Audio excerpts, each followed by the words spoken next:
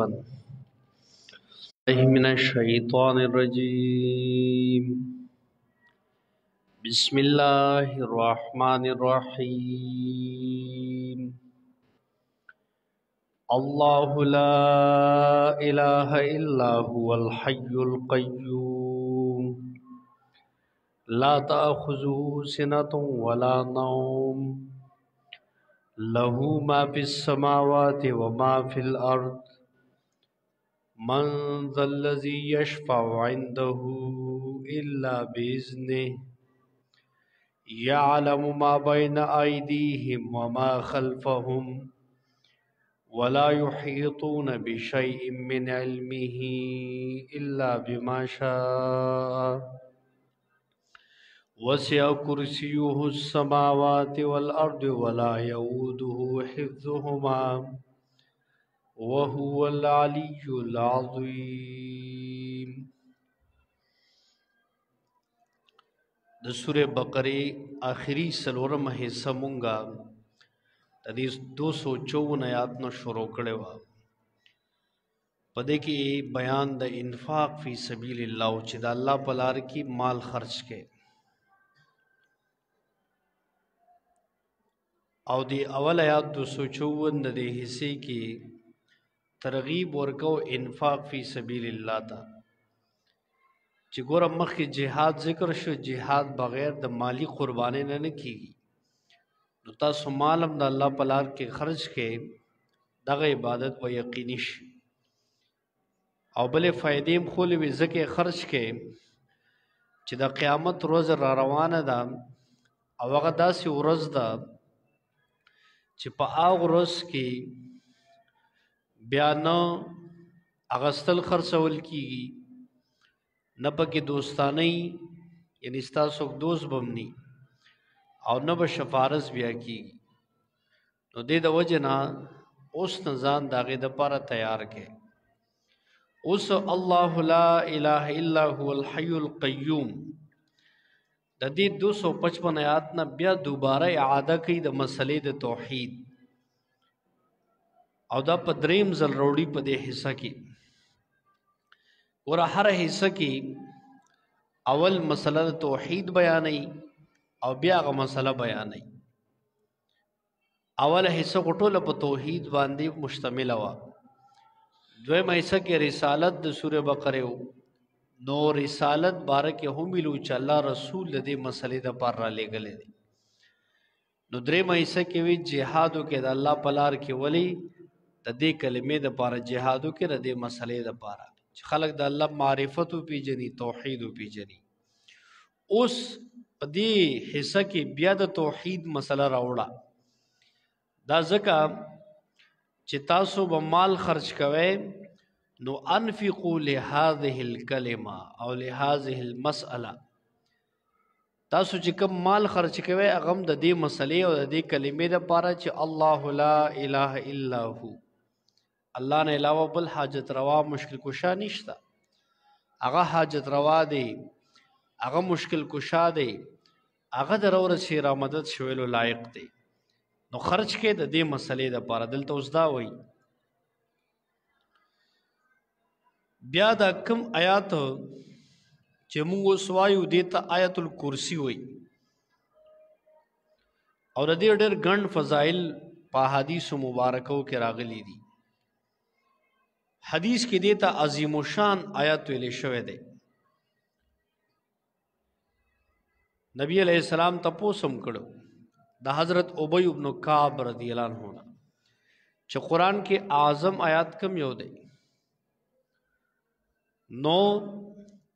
هغې ورته جواب ورکړو چې هغه آیت الکرسی د الله لا اله الا هو الحي القیوم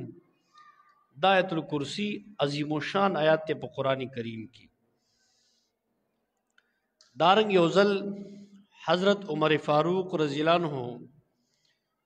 حج لرا روان دی او بل قافله د عبد الله ابن مسعود رضی الله عنه وا. نو دوی شپشو نو ماخام کې د عمر فاروق رضی الله عنه چې کوم قافله وا ملګری واغیم پړاو واچو او د خو د عبد الله ابن مسعود رضی الله عنه ملګرو پړاو واچو او هغه کې ناستل. نو د صحابو دا شانو چې هغوی به د قرآن د مذاکرې نه بغیر وخت نه تېروه سبیسه چې اسې وخت به میلو شو نو د قرآن یو بل سره به مذاکره کوله، د قرآن حوالې سره به تپوسونه د یو بل نه کول او د دې علم به نشر کو یو بل ته. نو په دې موقع اوس تیاره د شپه ده، دوی یو بل نینی. نو په دې کې حضرت عمر فاروق رضی الله عنه چې کومو هغه خپل غلام ته وی ته پاسه او په دې خلکو کې یو سوال وکړه چې په قرآن کریم کې جامع آیات کم یو دی، اجمع جامع آیات تپوسو کتی چې وړو کې آیاتي خټول دین پکې ذکرې جامع دی ته وي. نو په دې کې عبد الله ابن مسعود رضی الله عنه خپل غلام ته وی جواب ولا ورکا اوس تیاره دی یو بل دوی نی اپاسه دو اورتی په قرآن کې جامع آیات دا دی. عبد الله ابن مسعود رضی الله عنه تو خذلو چې ورته و ان الله یامر بالعدل والاحسان وایتاء ذی القربى وینهى عن الفحشاء والمنکر والبغي یعظکم لعلکم تذکرون. دا قرآن کریم کې د ټولو نه جامع آیات ته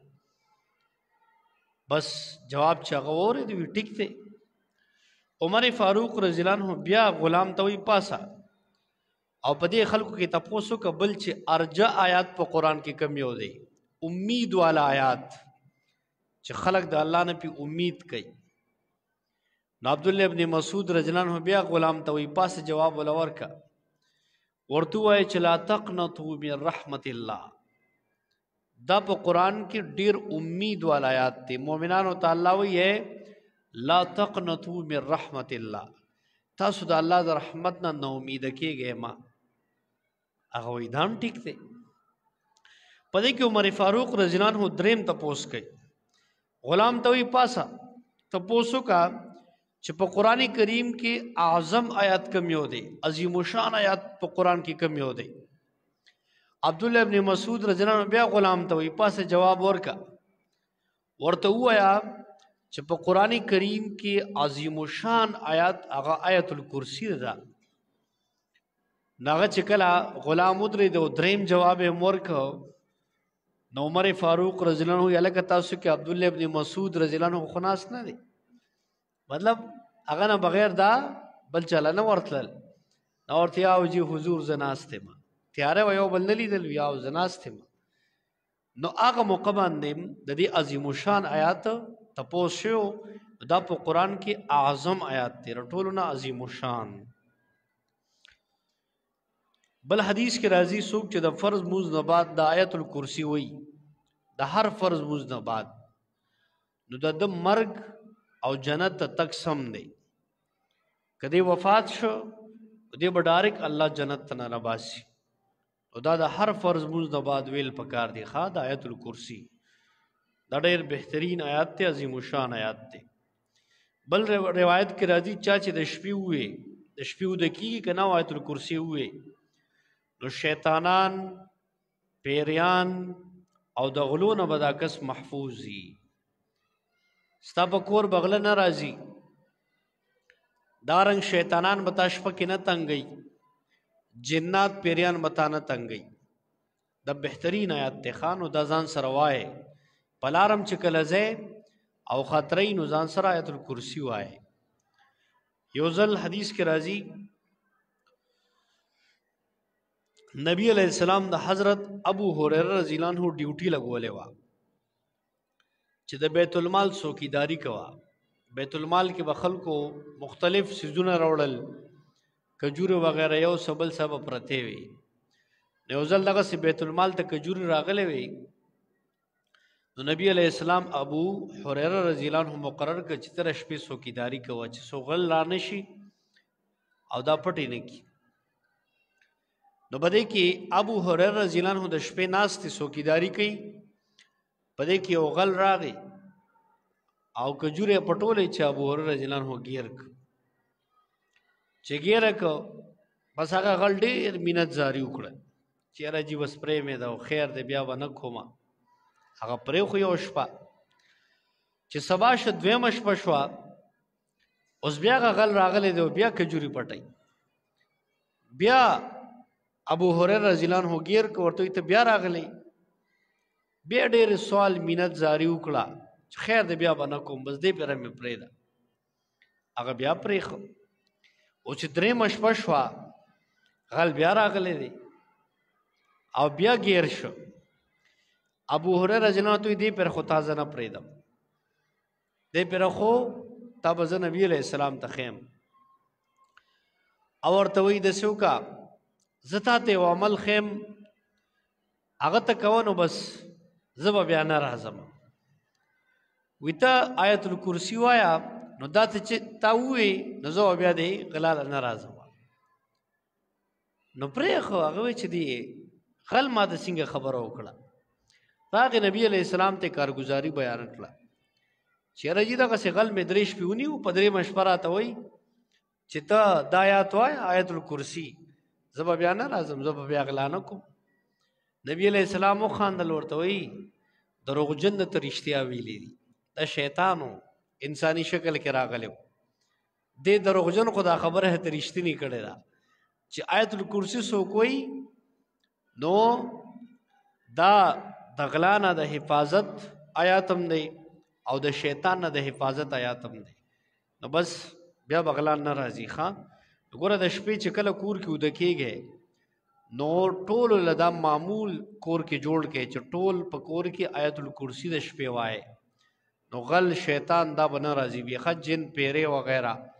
زموږ کورونو کې الله دې معافي وکړي د شپې د دعاګانو اهتمام بازو کورونو کې نه کیږي وده کېږي بس په جګړو په خبرو اترو یا بس چېرته موبایل یې به ګوري یا بل څه کې مشغول یکدم بس وده به شي داسې نه په کار ده چې وده کېږي سنت طریقې سره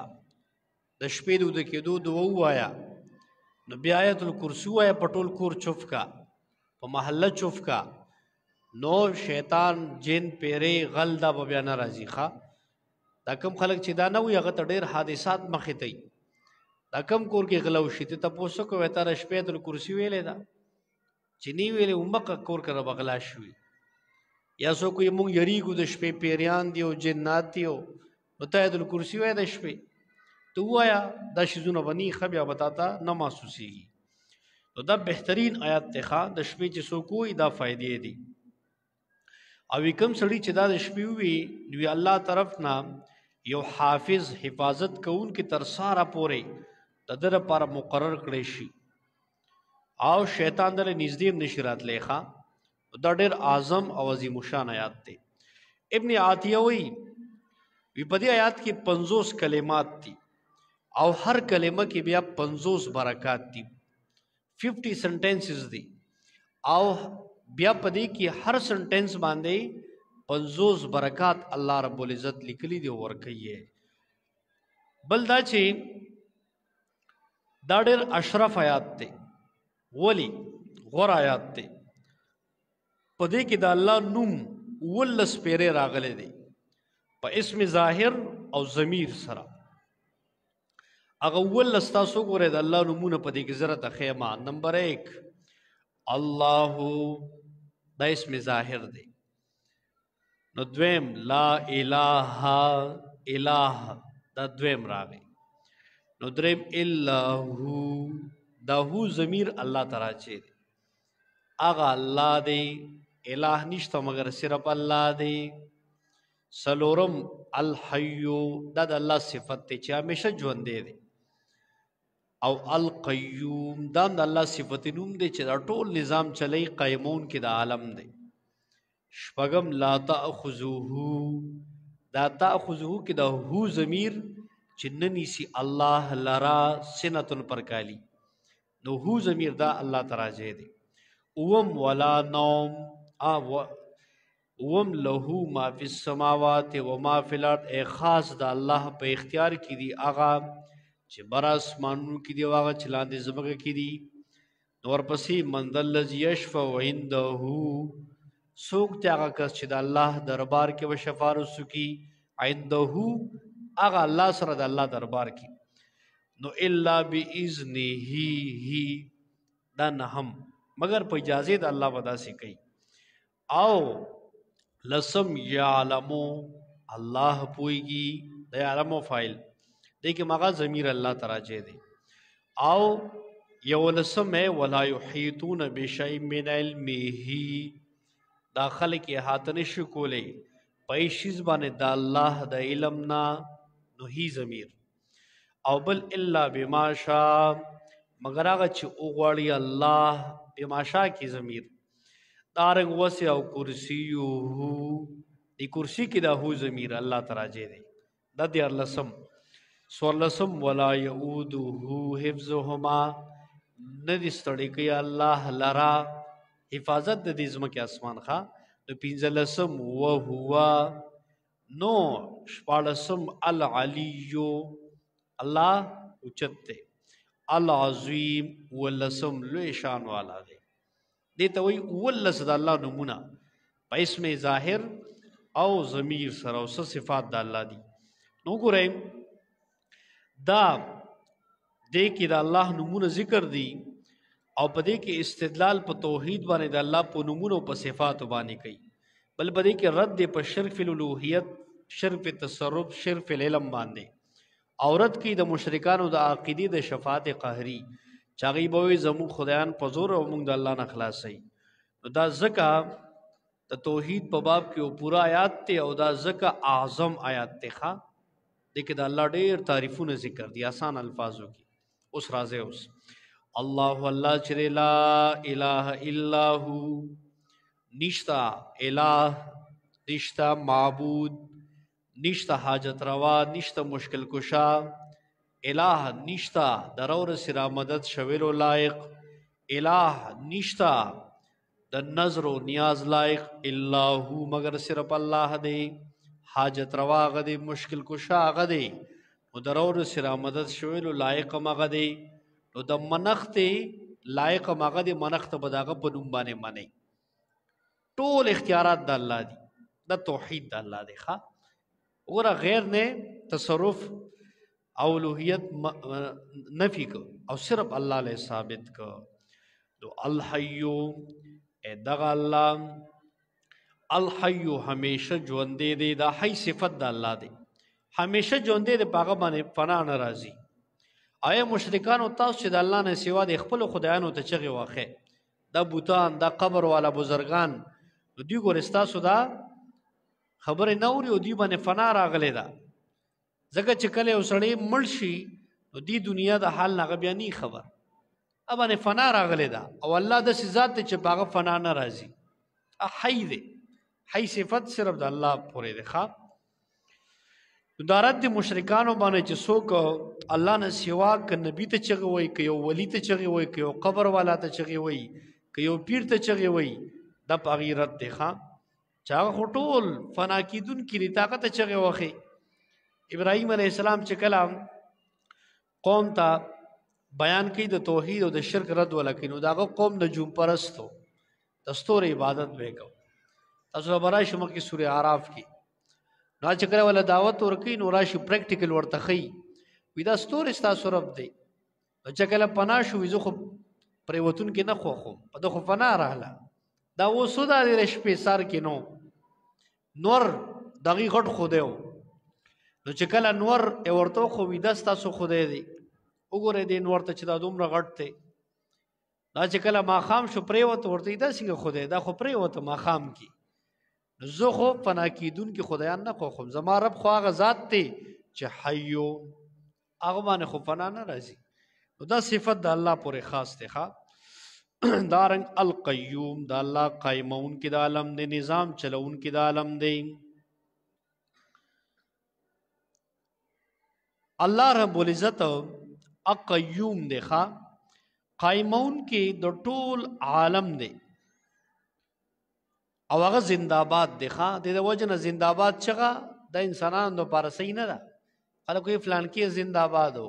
فلان کې زنده‌باد الله دی هغه معنی فنا نه راځي لکه همیشه ژوند دی همیشه آباد دا څوک دی د الله دا موتا فنا کیدون کیو مخو چې کوم نه مرداباد کیګم او الله همیشه ژوند دی خام دارنګ قائم بكل شيء هو الله او دا صفت خاصه د الله ده ښا څنګه چې رحمان او صمد د الله صفات خاصه دي نو دغه رنګ دا قیوم هم د الله صفت خاصه ده ښا با جاهل خپل پیرانو ته سوې دا پیر پرس خلق وي زمون پیر سیب چې کم دی وي دا قیوم الزمان دی قیوم الزمان څه مطلب زمانه ته قائمه کړی دا وي دا زمانه دو درولې دا الګ مونږ وایو قیوم الزانم نه دی ته قیوم الزمان یادې د خپل ځانم نشي قائم ولې مرګ ځان لري کولې شي پیر سیب باندې چې مرګ راشي خو بس وګرځيږي کنه ځان نه چې ته مرګ خوا کړی دی نه کل نفس ذائقه الموت هر نفس سکون کې د مرګ دی فنا په راځي الله د ذات چې ټول نظام چلی قیوم هغه دی ادا ټول نظام چلون کې هغه باندې فنا نه راځي خام نو دی بدا ځان ځان کیسی جوړ کړي قران کې ردی خبر ډېر رد راغله دی خام نو الحی الله همیشه ژوند دی او القیوم قائمون کې د عالم دی او نظام چلون کې دی لا تاخذه ایننی سیدی الله لرا سنتون پرکالی ولا نوم او نو خوب سینا اونگ ته وي پرکاله ته وي دوسو مزید د الله رب العزت صفت ذکر کوي چې هغه باندې پرکالی او خوب ناراضي جوټه په ناراضي ګور درې الفاظ دي یو ته وي سینا بل ته وي نعاس او بل ته وي نوم سینا څه ته وي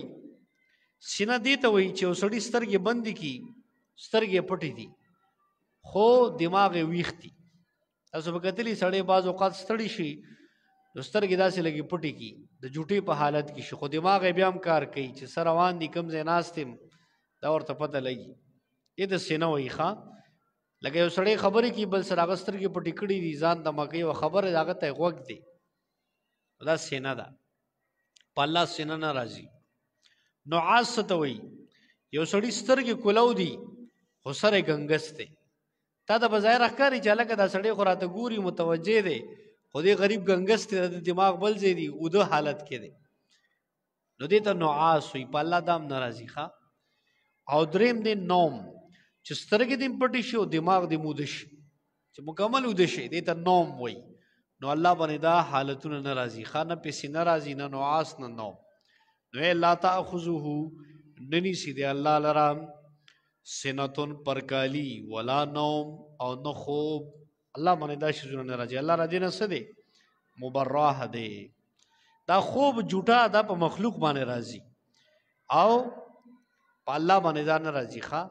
مخلوق غافل کیږي موږ نه غفلت راځي بعضو قاستر کې پټ شي اهم کار نه پاتې شي او د شان سار وختي کې د شیطان ډېر زور لګولي تب اذان وره بیا په مله ګوده شه خیر دې مړه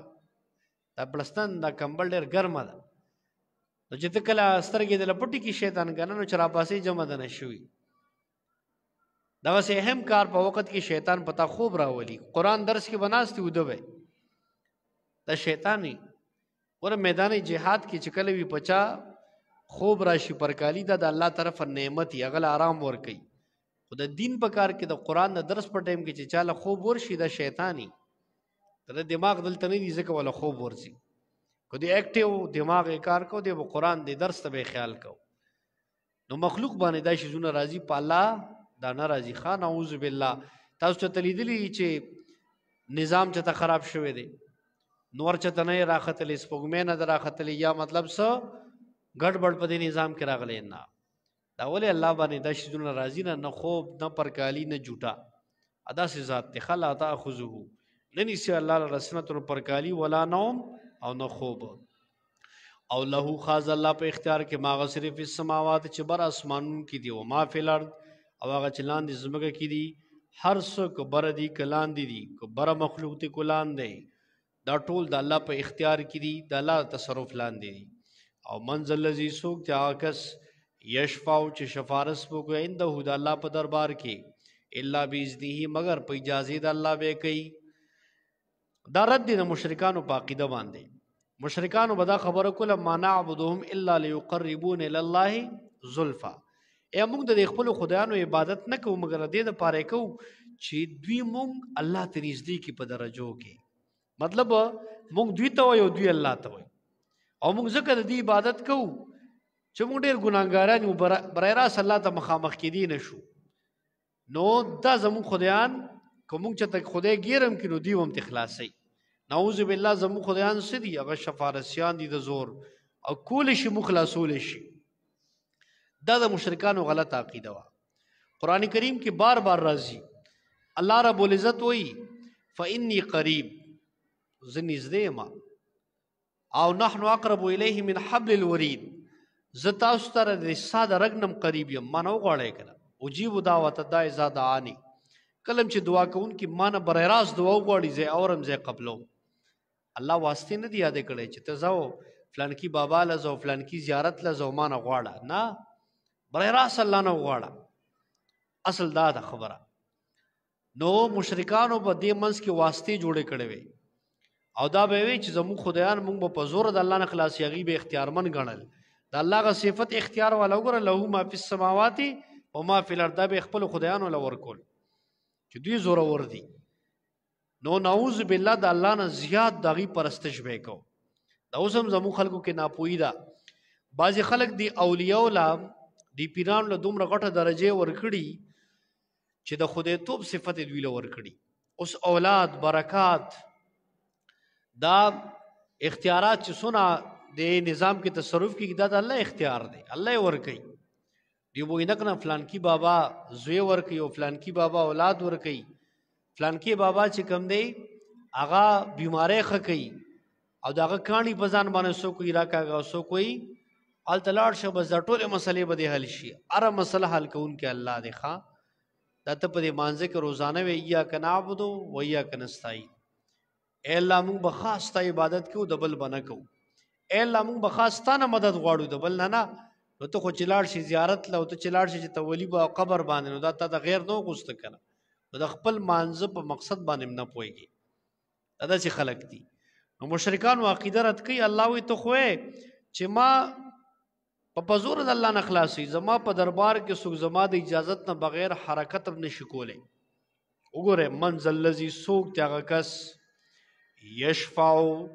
چې شفارس به وکړي شفاعت به وکړي عنده د الله دربار کې، دا جرأت څوک کولی شي او څوک الا باذنه مگر په اجازې د الله به کوي. چا ته چې الله وغواړي.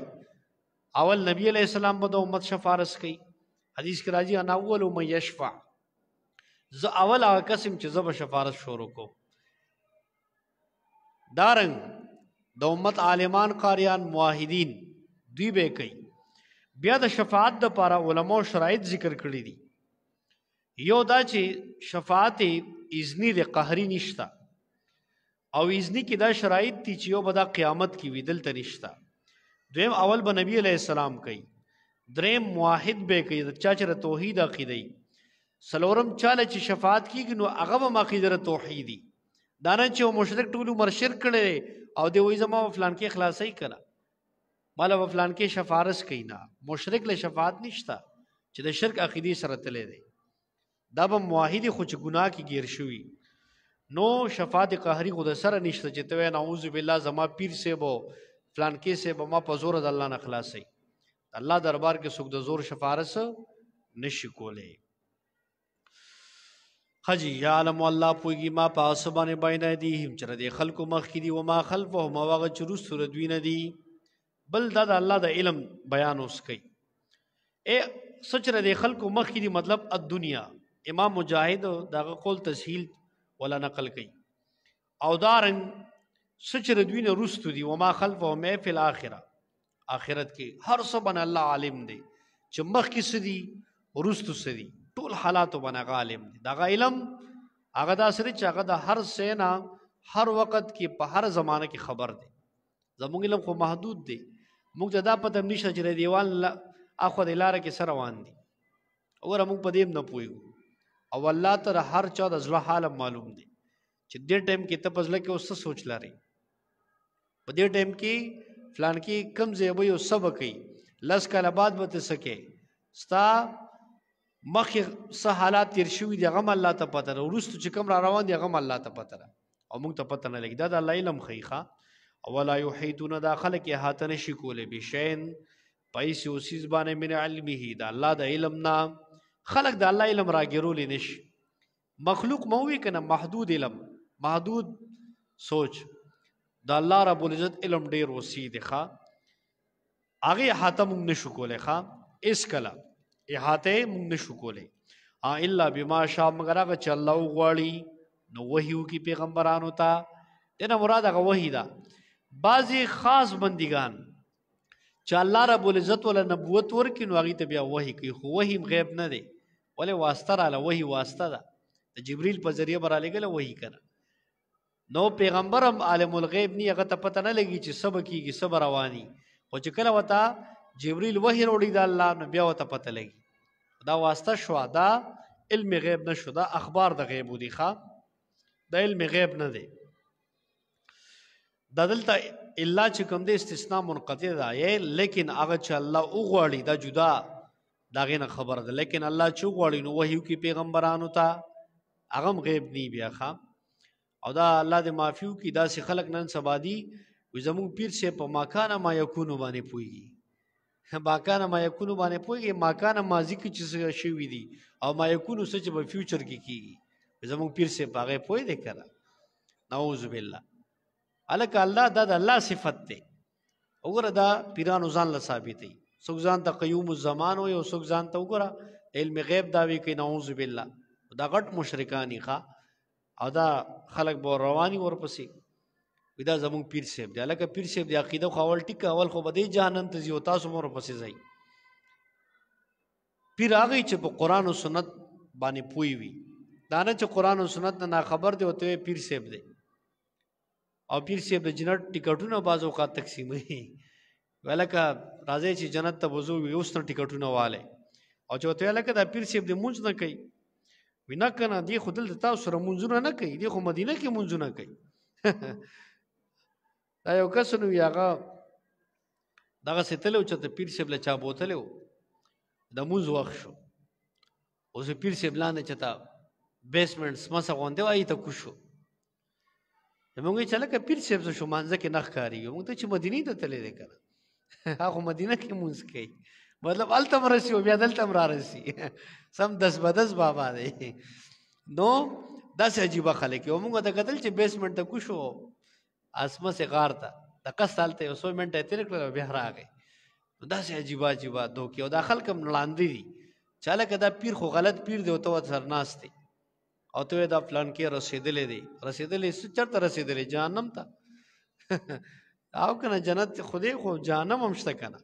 ناغله هم خدای څوک پیدا کوي. وسع کرسی السماوات او فراخ د کرسی د الله په اسمانونو باندې ول ارض او زمکه باندې. کرسی د الله په اسمان او په زمکه باندې فراخ ده. وی د عرش پرنګ دا کرسیم د الله ده او وی د زمکه اسمان پدې کې دي بغیر تشبیه او د تعویل نظم په ایمان ده. بس څنګه چې الله کړي هغه موږ ته علم نشته داغه. او دویم تفسیر پدې کې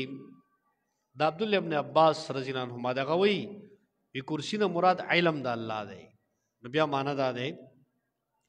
وسع کرسی السماوات ای فراخ د علم د الله په اسمانو ولارد او په زمکه باندې. د زمکه اسمان په ټولو باندې الله علم فراخ او خور دی موږ هغه ته رسیدي نشو هغه وسیع علم ده خکنه. دارنګ سلطنت د الله ته مراد کرسی نه مراد د الله غو سلطنت د الله غو تصرف اغا اختیار د الله. ولا یعوده او نستړی کوي الله لره حفظ او ما حفاظت د دې زمکه اسمان یا ګران نه دی په الله باندې حفاظت د دې دوانو. الله باندې د دې زمکه اسمان حفاظت دا ګران نه دی ښا او نه غستړی کوي هغه داسې ذات دی هغه د ټول هر څه نگهبان دی او هغه دا ستړی کوي نه ښا او مشکل په الله باندې نه دی. وهو العلی الله دا ذات العلی چې هغه اوچت ذات دی د فکر د مخلوق نه اول عظیم لوی شان والا دی او اوچت په اعتبار د صفاتو د علم د مخلوق نه د فکر د مخلوق نه هم هغه اوچت دی او د علم د مخلوق نه هم هغه څه دی لوی شان والا دی دغه غوندې اوچتوالی بلندي دغه غوندې علم او شان د هیچا نشته هغه داسې ذات دی نو دا اعظم آیات ته په قرآن کریم کې چې دې کې وګوره د الله اولس اسماء څه په اسم ظاهر او څه په اسم ضمیر او د الله صفات پکې بیان شوي دي دا ځکه عظیم الشان آیات ته او دا چې څوک وایي نو الله په ده باندې یو حافظ نگران مقرروي او دته هیڅوک هم بیا تکلیف نشي رسولی څنګه چې مونږه فضایلو کې وي نو په کار ده چې دا هر وخت تاسو ځان سره وایي او د شپې هم وایي د هر آفت نه غل نه د جنات او شیطانانو نه د حفاظت الله فرمایي بیا واخر دعوانا الحمد لله اللهم صل علی محمد كما صليت على ابراهيم وعلى ال ابراهيم اللهم بارك على محمد وعلى ال محمد كما باركت على ابراهيم وعلى ال ابراهيم انك اللهم اعنا على ذكرك وشكرك وحسن عبادتك اللهم اسنا عاقبتنا في الامور كلها واجرنا من خزي الدنيا وعذاب الاخره الله ستا کلام موږ په دې عمل توفیق راکړي الله سونه بیماران دي ټول بیماران له صحت ورکړي چا څه شرعي حاجات الله ته پوره کړي سونه مرګري دي درس راغلي دي الله ټول لره دې بدله سمره ورکړي ربنا ظلمنا انفسنا وان لم تغفر لنا وترحمنا لنكونن من الخاسرين صلى الله تعالى